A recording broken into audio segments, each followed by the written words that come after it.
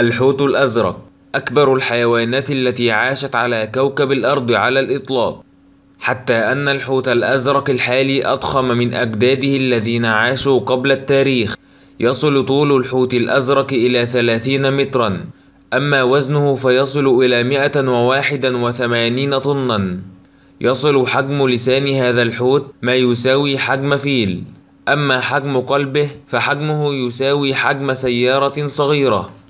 يقضي الحوت الأزرق الصيف في المياه القطبية، بينما يهاجر مع حلول الشتاء باتجاه خط الاستواء.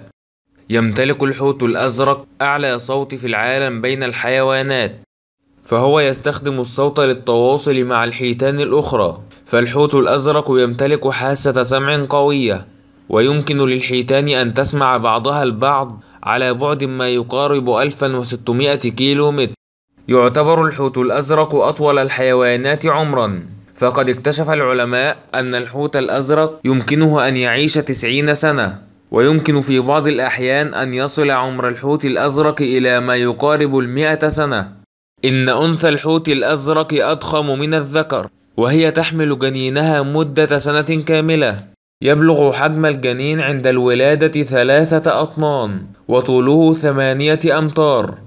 تنتج أنثى الحوت الأزرق 200 لتر من الحليب عالي الدسم يوميا. يتغذى عليها الجنين ويزيد وزنه بمقدار 91 كيلوغرام يوميا في السنة الأولى من عمره. عدد الحيتان الزرقاء في محيطات العالم في الوقت الحالي يتراوح بين 10,000 إلى 25,000 حوت.